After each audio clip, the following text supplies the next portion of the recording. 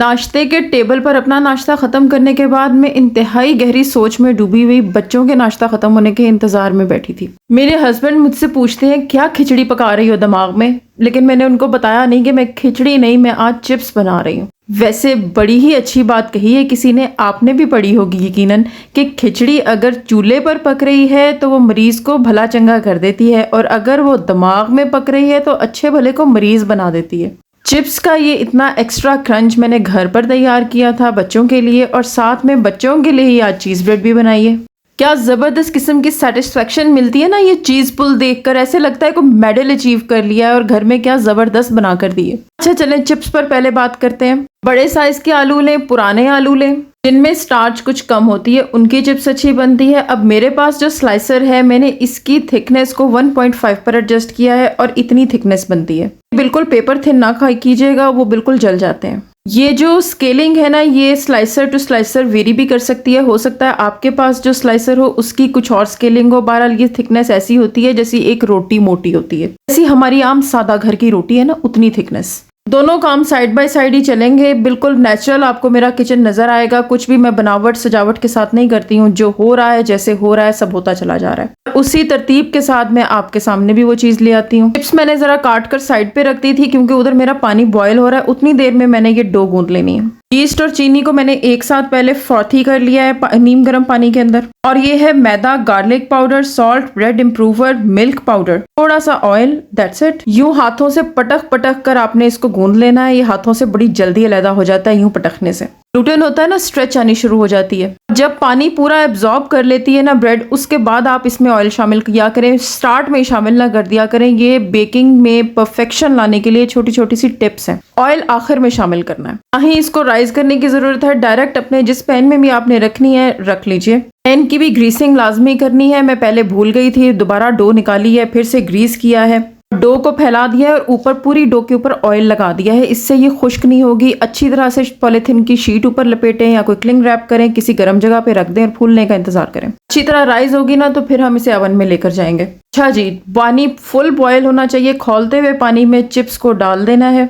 सिर्फ और सिर्फ 20 सेकंड के लिए पानी में रखना है। फौरन से इसको सिंक पर लेकर जाना है, पानी सारा ड्रेन करना है। ठंडे पानी को एक दफ़ा ऊपर से गुजार देना है। नीचे पाइप भी खराब हो सकता है इतने गर्म तेज गर्म पानी से, तो फटाफट पानी लाजमी ऊपर ठंडा डाल दें। स्पेशली जो चिप्स बनती है ना फैक्ट्री के अंदर, जो कि हम खाते हैं पैकेट्स में, उनकी प्रोसेसिंग में जब बॉइलिंग करते हैं तो उसमें एक दो केमिकल्स भी ऐड करते हैं बॉइलिंग के दौरान, जैसे कि सोडियम मेटाबाइसल्फाइट हो गया, सोडियम क्लोराइड हो गया, नहीं सॉरी कैल्शियम क्लोराइड हो गया। ये केमिकल्स जो होते हैं ना, ये चिप्स को थोड़ा सा क्रंची होने में भी मदद करते हैं। साथ में ये फ्राइंग के दौरान ब्राउनिंग नहीं होने देते जल्दी। फिर इनके लिए प्रिजर्वेटिव्स भी यूज़ होते हैं जो कि इनकी सीजनिंग के दौरान यूज़ होते हैं। उनमें सोडियम बेंजोएट भी है, पोटेशियम सॉर्बेट भी यूज़ होता है, और कई बार टोकोफेरोल्स जो होते हैं, ये क्या नाम है, एंटीऑक्सीडेंट्स। बेसिकली ये चिप्स में ना नमी को नहीं पैदा होने देते। तो नमी वाली अगर कोई चीज़ हो तो उनमें तो डेफिनेटली ये प्रिजर्वेटिव्स लगे हुए होते हैं।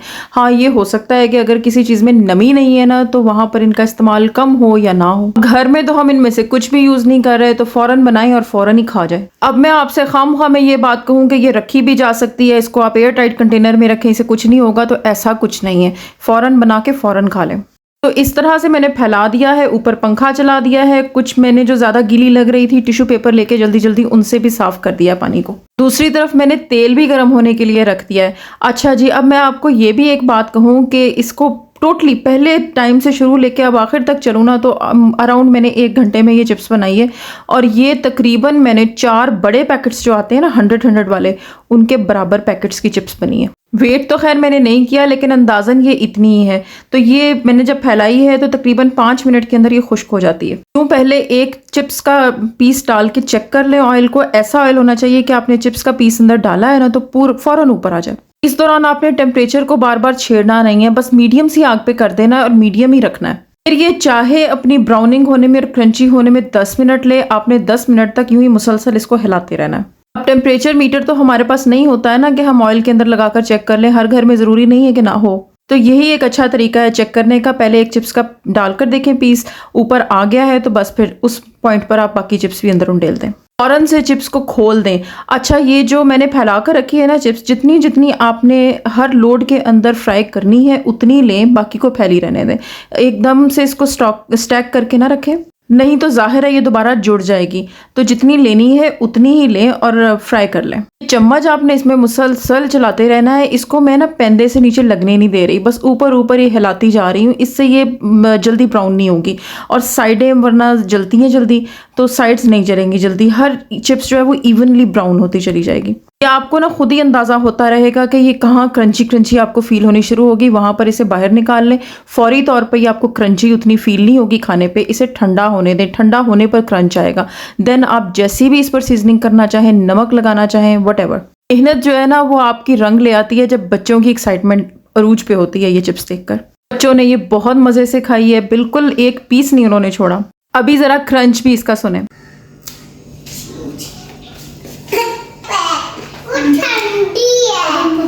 और काम भी तो हम करते हैं ना बड़े शौक से, तो 1 घंटा क्या है, 1 घंटे में बन गई है। नहीं चलें वापिस छो, मैं इसको मिक्स कर दूँ। नहीं अभी नहीं, चिप्स खा लो। हाँ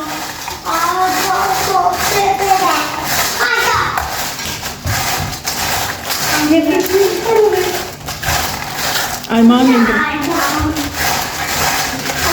ऐसे वैसे करना है, ऐसे फिर इसको देखना है। बोलो देखो कैसे, ऐसे। हाँ यहाँ रखो, यहाँ करो, यहाँ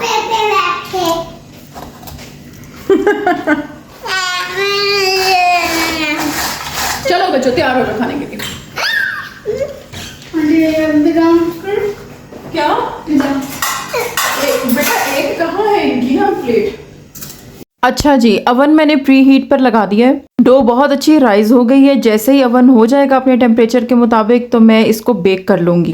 बेकिंग करते हुए ऊपर के रॉड्स ऑन बिल्कुल नहीं करने हैं और फैन लाजमी ऑन करना है। बाकी ये कि ज़रूरी नहीं है कि जो मेरे अवन के टेम्परेचर्स हैं मैंने इसको 160 डिग्री सेंटीग्रेड पर किया है, क्योंकि अगर मैं इसको तेज़ कर देती ना ये जल्दी से जल जानी थी। 180 पर इसीलिए मैंने नहीं किया। वैसे अगर आपके पास OTG है तो हो सकता है आपको इसको 180 पे करना पड़े बेक। बच्चों के लिए तो फिर आज मैंने ये चिप्स बनाई है बिल्कुल सादा से नमक के साथ, कोई उसके ऊपर मसाले वाली सीजनिंग नहीं की है। दूसरी तरफ मैंने उनकी चीज़ ब्रेड भी तैयार कर ली है, वो तो वही खाएंगे। अब है बच्चों के अब्बा जी के खाने की तैयारी, तो उनके लिए आज बन रहा है आलू कीमा और साथ में बन रहे हैं कद्दू का सालन। मुझसे आज़म ने ये शिकायत की है कि कीमा तुम हाथ से करती हो लेकिन फिर भी इतना बारीक कर देती हो कि मशीन वाला लगता है। तो आज मैंने कोशिश की है कि मैं कीमे को थोड़ा सा मोटा रखूं। जब भी मुझे कभी भी कीमे को सालन में इस्तेमाल करना होता है ना तो मैंने कभी भी मशीन से नहीं निकाला है। अगर कोई कबाब वगैरह बनाने हो फिर तो ज़ाहिर है मशीन से ही निकालना है, उसी से ही ठीक बनते हैं। वरना सालन वाकई नहीं मोटे कीमे का अच्छा लगता है, मशीन से निकले कीमे का बिल्कुल अच्छा नहीं लगता। हमारे घर में तो यही चलता है। बाकी जब मैं गोश्त लेती हूँ तो मेरी कोशिश होती है कि मैं वहाँ पर कीमा ना करवाऊँ। वहाँ पर अगर कोई अच्छी वॉशिंग की फैसिलिटी हो तो कभी रेयर टाइम्स करवाया भी है, वरना बोनलेस को अलहदा कर लेती हूँ। जब भी करना होता है थोड़ा सा, जिस दिन सालन बनाना है उसी दिन कीमा कर लिया। अच्छा, मैं एक चीज़ आपको बताना भूल गई कि जब मैंने ब्रेड अंदर रखी थी अवन के तो पहले मैंने इस पर वाटर स्प्रे किया था। अंडा नहीं लगाना है, कोई ज़रूरत नहीं अंडा लगाने की, वाटर स्प्रे करना है। बहुत मिस्ट की फॉर्म में करना है, प्रेशर से नहीं करना है। लेकिन जहाँ जहाँ प्रेशर से अगर आपने कर दिया वहीं वहीं से डो बैठ जाएगी, राइज नहीं रहेगी। तो बड़ा अच्छा स्प्रेयर होना चाहिए जिससे आप स्प्रे करें। उसके बाद मैंने इसे अवन में रखा है। फिर जब मिडल में आ गई थी, तकरीबन पकने के करीब थी, तब मैंने एक बार फिर अवन खोल के इस पर स्प्रे किया था। एक और टिप मैं आपको देती हूँ, अगर आप OTG यूज़ कर रहे हैं तो फिर खौलते हुए पानी का एक प्याला अवन में रख दिया करें। जब भी कोई ब्रेड बेकिंग करनी है, जब भी कोई बंस की बेकिंग करनी है, पिज़्ज़ा बेक करना है, ठंडे पानी का नहीं रखना है, बिल्कुल खौलता हुआ पानी होना चाहिए। ये टिप यूज़ करके देखें, ब्रेड्स बहुत अच्छी बनती हैं, जितनी भी ब्रेड्स की टाइप्स हैं। जो भी अवन्स बेकिंग करने के लिए थोड़ा सा ज़्यादा टाइम लेते हैं ना ब्रेड की बेकिंग के लिए, उनमें ये टिप जो है ये बड़ा काम करती है। जितना ज़्यादा टेम्परेचर आप देर तक देंगे ना, ब्रेड चुई सी होती जाती है। ये पानी का प्याला जो हम अंदर रखेंगे ये ब्रेड को चुई होने से बचाता है। मुझे वैसे ज़रूरत नहीं पड़ती। ब्रेड को अवन से निकाल लेना है, ऊपर दोबारा से ब्रशिंग करनी है ऑयल की और ऊपर एक कपड़ा दे देना है मलमल का, ताकि ये ड्राई ना हो। 2 दफ़ा मैंने ऑयलिंग की है। एक बार मैंने कच्ची डो को राइज होने से पहले ऑयलिंग की थी और बहुत लाइट सी ऑयलिंग की थी ताकि डो ड्राई ना हो। कच्ची डो जिस तरह ऊपर से ड्राई हो जाती है। दूसरी बार मैंने अब की है, ये भी मैंने सॉफ्टनेस के लिए की है। ज़रा थोड़ी सी ठंडी हो जाए ना तो ज़रा टेक्सचर अच्छा हो जाता है। दूसरी बार जब ये दोबारा ओवन में जाएगी तो एक ज़बरदस्त सा बाहर से क्रंच आ जाएगा और अंदर से ये इंतहाई सॉफ्ट होगी। तो ऊपर अपनी मर्ज़ी की आप सीजनिंग भी कर सकते हैं चीज़ लगाने के बाद। बच्चे क्योंकि ऐसी चीज़ें मेरे घर में ज़्यादा खाते हैं तो मैं इसके ऊपर सिर्फ और सिर्फ ऑरेगनो स्प्रिंकल किया है। आप इस पर चिली फ्लेक्स शामिल कर लें, आप इस पर गार्लिक पाउडर लगा लें, मिक्स्ड हर्ब्स पसंद है मिक्स्ड हर्ब्स लगा लें। आप देख रहे होंगे ये क्या करती है, कभी ये लकड़ी पर निकालती है, कभी ये जाली पर निकालती है। तो ये कूलिंग रैक पर मैंने पहले निकाली है ताकि नीचे से स्टीम निकल जाए और जो नीचे से गीली गीली होती है ना वो गीली नहीं होगी। उसके बाद कटिंग बोर्ड पे रखें। रेस्टोरेंट्स में जब आप खाते हैं ना तो वो डायरेक्ट कटिंग बोर्ड पे भी रख देते हैं, वो भी ठीक है, कोई इतना इशू नहीं। इन ऐसी टिप्स जो है ये रेस्टोरेंट स्टाइल की परफेक्ट ब्रेड के लिए मैं आपको देती हूँ। बहुत ही ज़्यादा मज़े की बनी है। मैंने कॉर्नर का एक पीस खाया था, मैंने नहीं खानी थी और अब मुझे अफसोस हो रहा है कि मैंने क्यों कम बनाई, क्योंकि ये तो बच्चों ने ही खा ली। क्योंकि अब्बा जी ने भी चलते चलते 2 पीस खा लिए, वो भी कह रहे थे कि इतने मज़े की बनी है, आज दिल नहीं कर रहा है कि रोटी खाऊं। मैंने फिर उनसे कहा कि तुसी हुन बहुते बच्चे ना बनो तो चलो अपने कद्दू खाओ, कि मैंने उनसे पूछा था खानी है तो बता दे मैं ज़्यादा बना लूँ। फूड टेल्स पर बहुत जल्दी आपको इनकी रेसिपीज़ मिल जाएंगी। Enjoy your dinners and be happy.